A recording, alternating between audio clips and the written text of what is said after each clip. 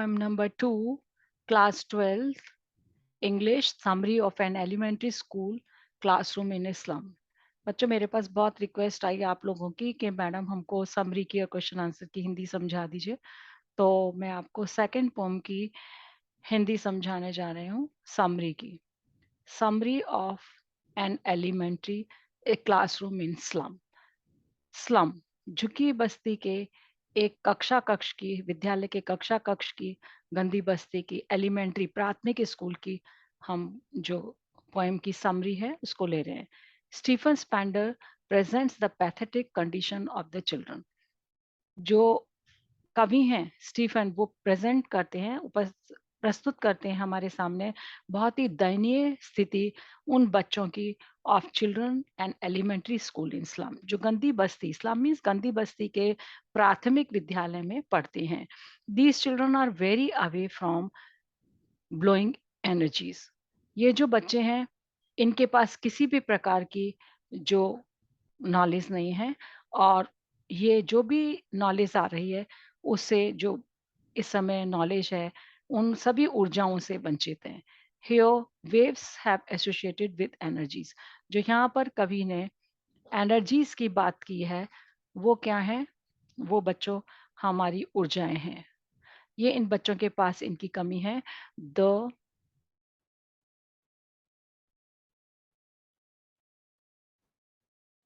The faces of the children, इन बच्चों के जो चेहरे हैं आर लाइक अपरूटेड वीड्स। इनके जो चेहरे हैं उनको कवि ने, लेखक ने उसकी समानता दिखाई है। लाइक मीन समान है, कैसे दिखाई दे रहे हैं? वीड्स मीन्स जंगली पौधे, जो पानी में उगने वाले जंगली पौधे होते हैं। वीड्स मीन्स जो जंगली पौधे हैं। अपरूटेड, जो कि जड़ से उखाड़ दिए गए, निर्जीव हैं, ऐसे उनके चेहरे हैं, निर्जीव निस्तेज से।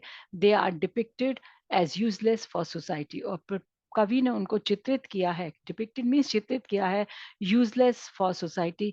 वो उसी प्रकार से जैसे एक जड़ से उखड़े हुए पेड़ हमारे लिए बेकार होते हैं, उसी प्रकार से सोसाइटी इन लोगों को एक बेकार की चीज समझती है। Their hair is scattered all around their faces, उनके जो बाल हैं स्कैटर्ड मीन्स बिखरे हुए हैं उनके अराउंड, चेहरे के चारों तरफ। One girl who is quite grown up, एक लड़की जो कि अपनी उम्र से ज्यादा बड़ी हुई दिखाई देती है, लंबी सी है, tall girl, up then that of other children, जो दूसरे बच्चों की तुलना में लंबी है। So she is depressed and sitting with banded head, वो एक तरफ अलग थलग सिर झुकाए बैठी है।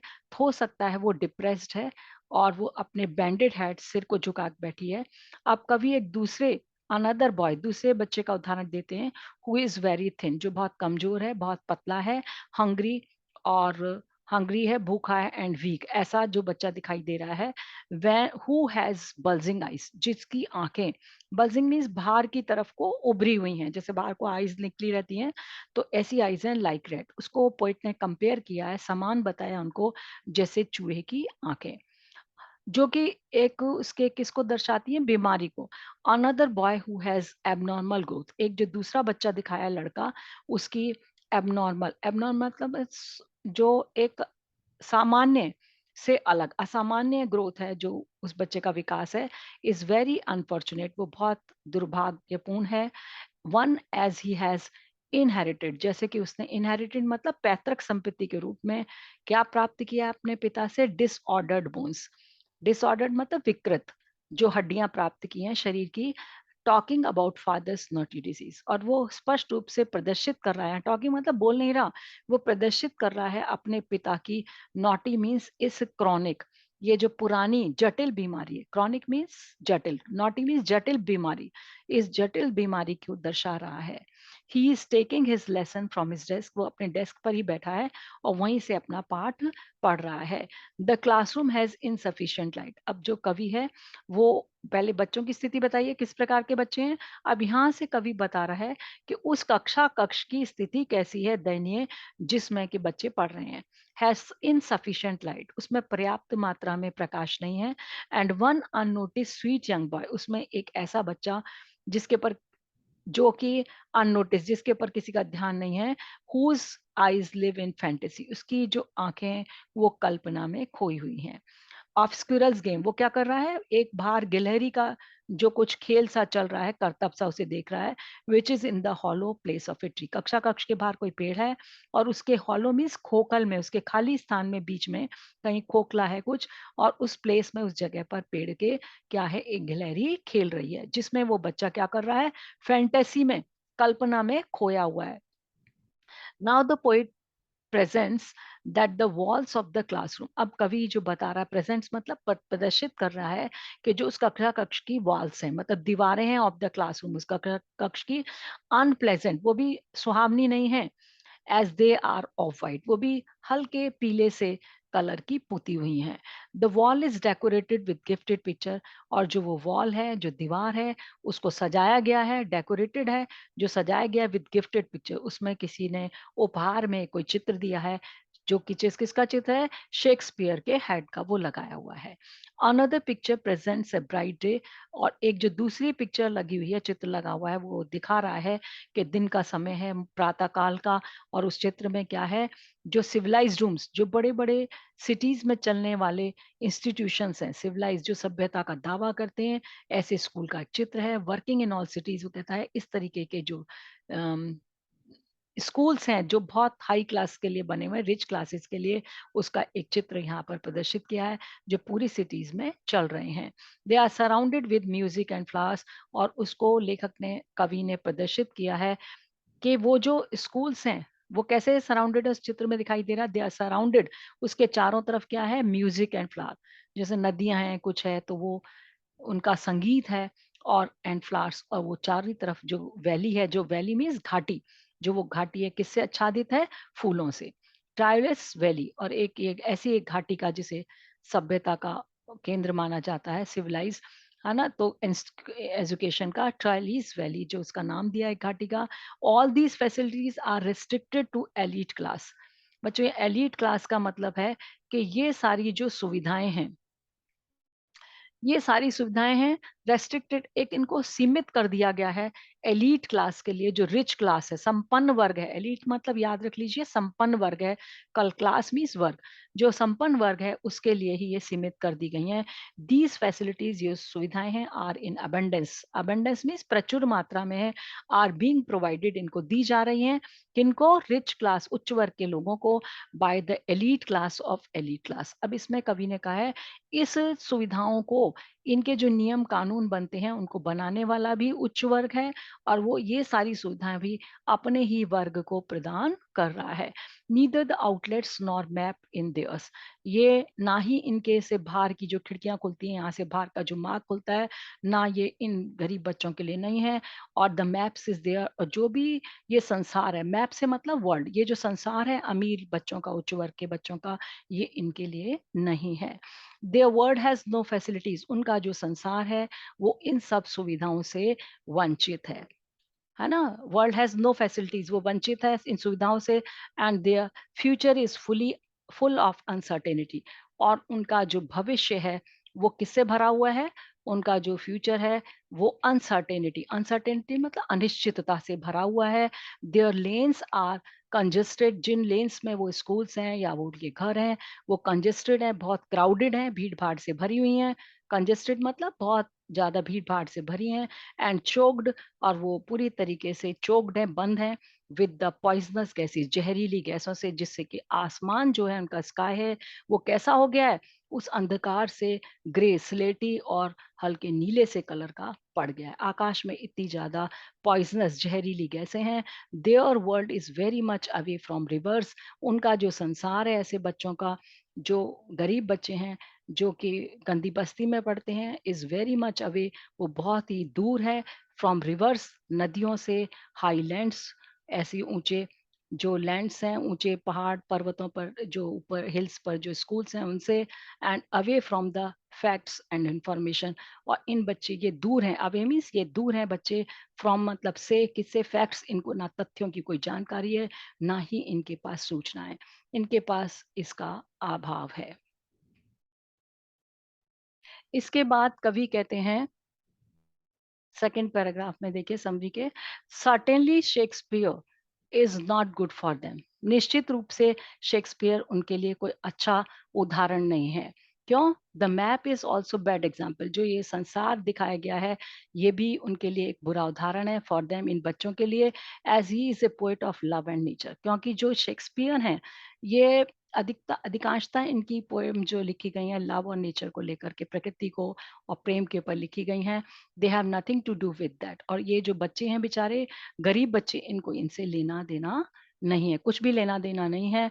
When they see the rich people, जब वो अमीर लोगों को देखते हैं, एन्जॉयिंग मैन मेड लग्जरीज़, वो जब उन्हें आनंद लेते हुए देखते हैं, मनुष्य के द्वारा उपभोग में ली जा रही विलासिताएँ, विलासिता की वस्तुएँ, एंड गॉड गिफ्टेड थिंग्स, और भगवान के द्वारा उपहार में दी गई चीज़ें, जैसे नदी, है ना? खुला हुआ वातावरण, ये सब पेड़, जंगल, सुंदर पहाड़, ये सब उनके भाग्य में नहीं है। They get attracted to steal. अब जब ये सुविधाओं को देखते हैं तो उनकी तरफ अट्रैक्टेड क्या हो जाते हैं, उनकी तरफ आकर्षित हो जाते हैं टू स्टील, और उनको चुराने के लिए प्रेरित होते हैं। For life's that secretly moves in their small shirts, और जो इनकी लाइफ है, वो इनकी जो जिंदगियां हैं, बहुत ही रहस्यमय तरीके से चुपचाप वो कहाँ जाके बंद हो जाती हैं। Moves in their small shirts, वो उन्हें छोट हटमेंट्स में चली जाती हैं, झुग्गी झोंपड़ियों में, where they have life of uncertainty, जहाँ पर उनकी जीवन कैसा है, अनिश्चिततापूर्ण है, एंड नेवर एंडिंग टॉर्चर्स, और कभी ना खत्म होने वाली यातनाएं। They live off on heap of waste, ये इन बच्चों के जो घर हैं या स्कूल्स हैं, किसके आसपास बसे हुए हैं, हीप ढेर पर, वेस्ट के जो गंदगी का वेस्ट है ना, जो कचरा माना जाता है, उसके वेस्ट के ऊपर इनके के ढेरों पर इनकी बस्तियां हैं। They are merely felt, they are merely left as skeletons, वो बच्चे कैसे हो गए हैं, इतने कमजोर हैं, ऐसे लगता है कि जैसे कि वो हड्डी के ढांचे।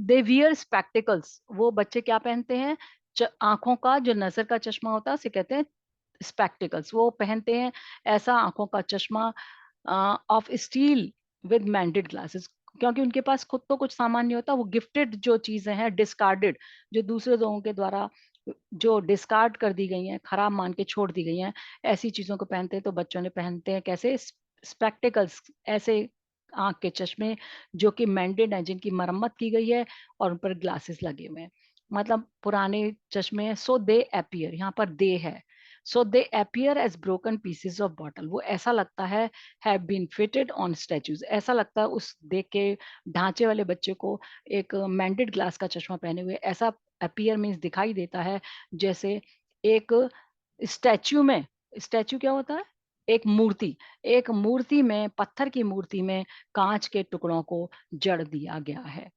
All their time and space are slum of uncertainty, उनका जो पूरा समय और जो उनका एरिया है, वो सारा का सारा क्या है, स्लम, वो गंदी बस्ती है, ऑफ अनसर्टेनिटी, जहाँ पर अनिश्चितता है। So take up their with slums as big hell, उनके लिए ये जो स्लम्स हैं, ये बड़े नरक के समान है, are like blot on their maps, ये जो कवि है वो कहता है take up their the slums, ये स्लम्स को यहाँ with their, take up the slums, है ना, इन जो गंदी बस्तियों को, इनको इन मैप से खत्म कर दो। खत्म करने का मतलब है इन बच्चों को भी ऐसी ही सुविधाएं प्रदान करो, इनको भी उनके लेवल तक ले जाओ, स्तर तक, एज बिग हेल, क्योंकि ये जो स्लम्स हैं, ये उनके लिए एक नरक के समान है, are like a blot on their maps, और ये जो स्लम्स हैं, ये उनके मैप्स पर, ये उनके लिए एक ब्लॉट के समान है, ब्लेमिश के समान है।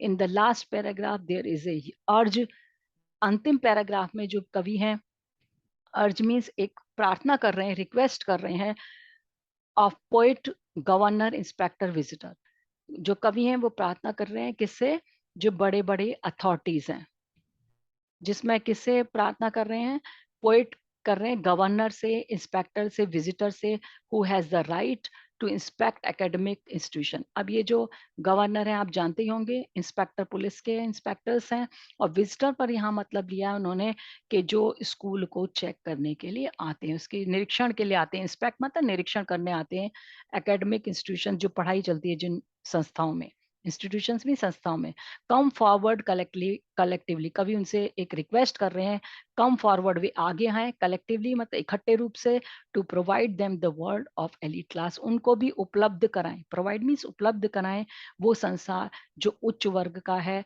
एंड आउटलेट्स, आउटलेट्स मीन्स वहाँ से बाहर निकलने के रास्ते, to the world, and passages वो रास्ते, मार्ग, which are restricted to them जो उनके लिए, जिन पर उनके लिए निषेध है या उनके लिए वो सीमित कर दिए गए हैं। Their lives are edge of graves, उनकी जो जिंदगियां हैं वो कैसी हैं, जैसे कि आर ग्रेव्स, जैसे कि कब्र में दफनी हुई मृत शरीर।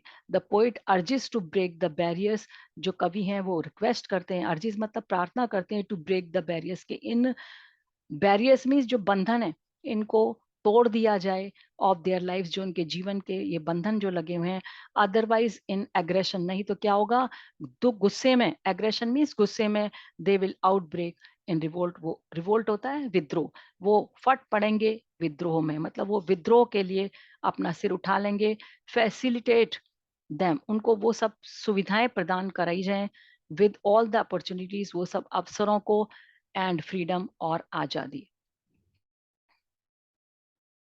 These children should be expose to bright path, इन जो बच्चों को दिलाए दिखाया जाना चाहिए वो ब्राइट पाथ, मतलब जो रास्ता जो आगे उन्हें ले जाता है। लेट देम इंजॉय फ्रीडम, उनको इंजॉय करने देनी चाहिए, आनंद लेने देना चाहिए फ्रीडम का, आज़ादी का। ओपन स्काई, उनके ऊपर खुला आसमान हो, ओवर देयर हेड्स, उनके सिर के ऊपर। Let them walk of golden future, उन्हें अपने सुनहरे भविष्य को खुद बनाने का अवसर हो। And let them enjoy freedom of speech, और उनको क्या हो, आज़ादी हो अपने बोलने की, संभाषण की। Let them go forward in field of education, उनको हमें आगे जाने देना है एजुकेशन, शिक्षा के क्षेत्र में, रिसर्च, अनुसंधान में। द वाइट लीव्स सिंबल, यहाँ पर जो वाइट लीव्स लेखक ने कहा है वो प्रतीक हैं किसका, एजुकेशन का, और ग्रीन लीव्स का है वो सिंबल है नेचर का, प्रकृति का। तो हमको यहाँ पर नेचर छूट गया है बच्चों, तो यहाँ लिख लीजिएगा सिंबल ऑफ नेचर। तो ये चीजें हमको उनको उपलब्ध करानी है, ऐसा कवि ने कहा है। नेचर ये आ गया।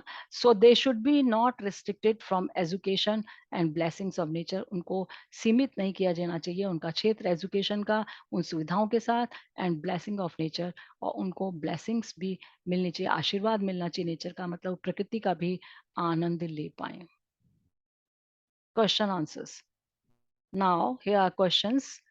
टिक the item which best answers of the following. अब आपके पास में फर्स्ट क्वेश्चन है, उसमें जो आपको बेस्ट आंसर लगता है उसको आपने लेना है। तो मैंने आपको जो आंसर दे दिया है, जो बुक में आपको ऑप्शन दे रखे हैं चार, उसमें से जो एक क्वेश्चन का आंसर है, the tall girl with her head weighed down means the girl, जो लंबी लड़की है कक्षा में सिर झुका के बैठी है, weighed down, head weighed down, जो अपना सिर झुका के बैठी है मीन्स उसका मतलब है द गर्ल।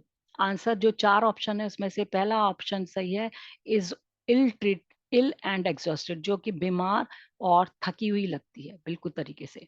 दूसरा बी क्वेश्चन है, द पेपर सीमिंग बॉय, ऐसा लड़का, पेपर सीमिंग मतलब पेपर जैसा, बहुत जो कमजोर बच्चा है, विद रेड आईज, जिसकी आंखें बाहर को निकली हुई हैं चूहे की तरह, मीन्स उसका मतलब है द बॉय इज।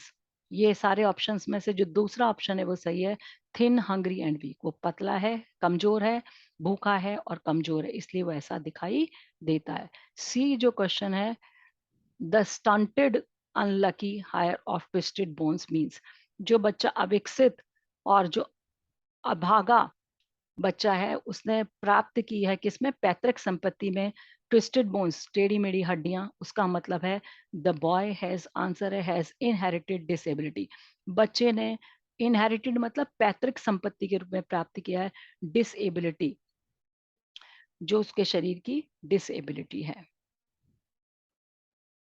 चौथा क्वेश्चन है, his eyes live in dream, उसकी आंखें खोई हुई हैं एक कल्पना लोक में, स्क्विरल गेम, एक स्क्विरल्स गेम, एक गिलहरी के खेल में। इन द ट्री रूम, जो टी में खोखली जगह, room means open place, other than this means इसका मतलब है द बॉय इज, इसका लड़का बॉयज नहीं है, यहाँ बॉय है, the boy is discarded from the lesson, इस बच्चे का ध्यान उसके पाठ में नहीं है।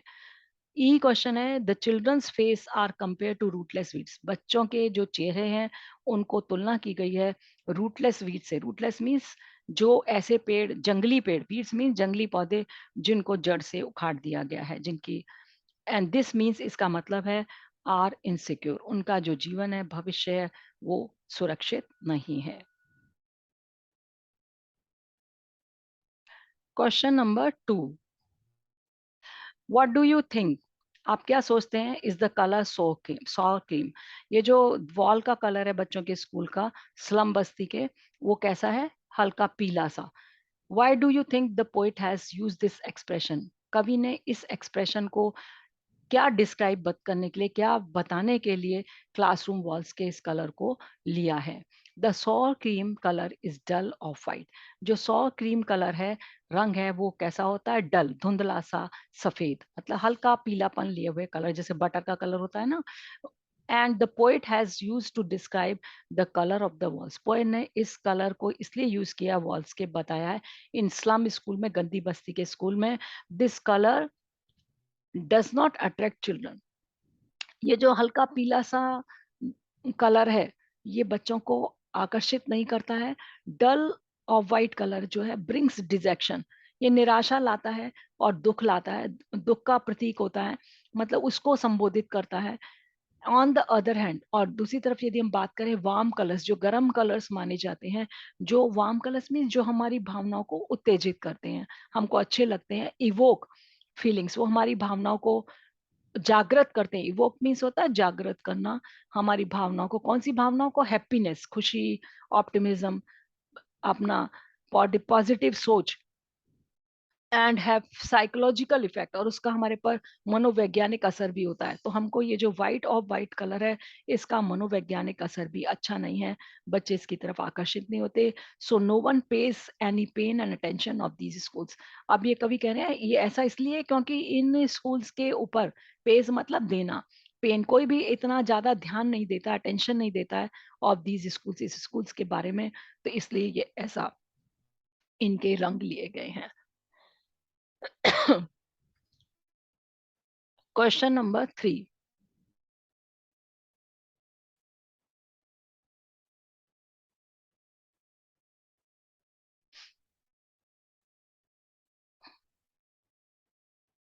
the walls of the classroom are decorated with the pictures of Shakespeare's।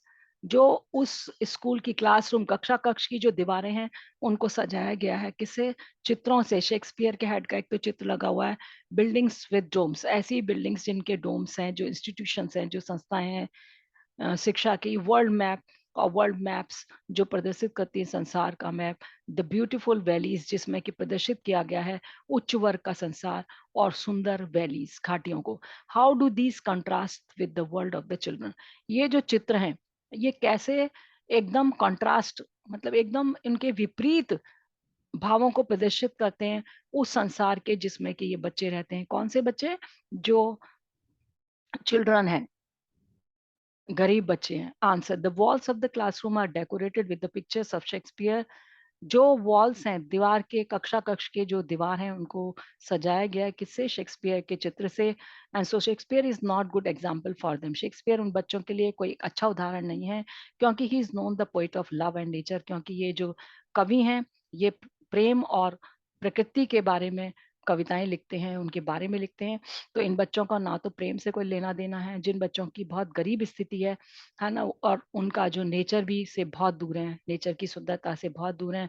And these things are meaningless, ये सब चीजें जो उनके लिए कैसी हैं?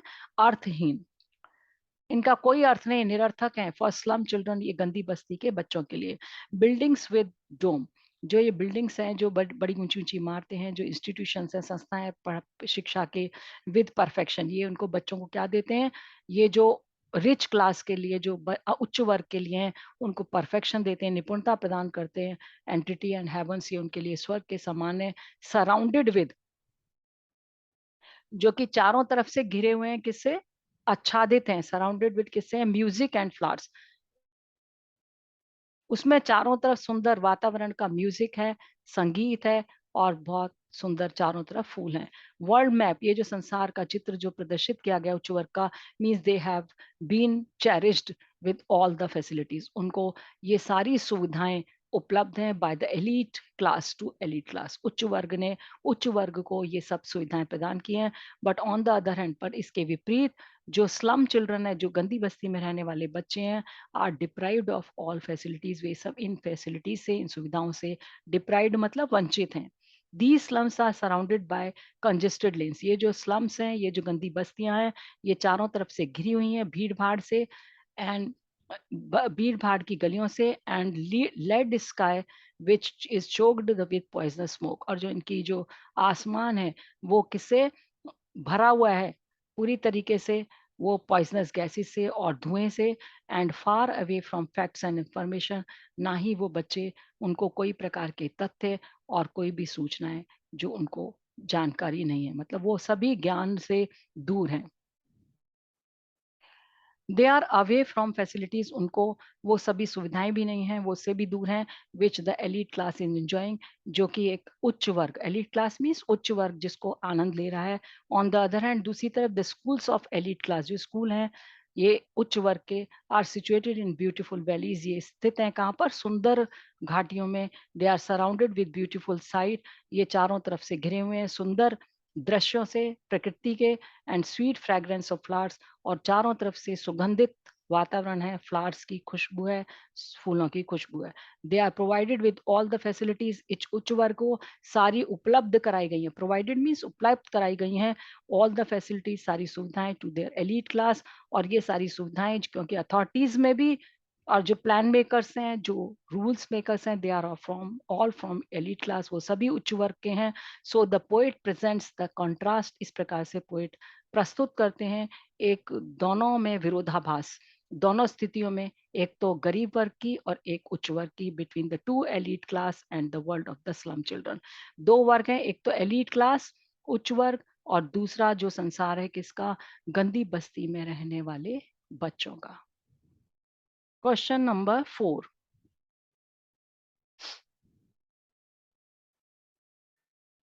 why does the poet why does the poet want for the children of the slum?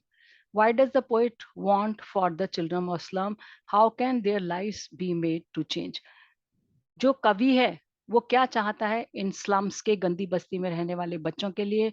How can their lives, किस प्रकार से उनकी जिंदगियों को बी मेड चेंज, उनमें परिवर्तन किया जा सकता है? The poet has answer, the poet has very much regret. Poet के जो कवि हैं उनके मन में बहुत ज्यादा रिग्रेट, मतलब पश्चाताप है, एंड एग्रेशन, गुस्सा है, पश्चाताप भी है और गुस्सा भी है, टू सोशल इंजस्टिस, जो सामाजिक इंजस्टिस मीन्स अन्याय है, and class in equalities, class means वर्ग, इन इक्वलिटीज मीन्स विभेद, वर्ग विभेद के प्रति भी उनका गुस्सा है।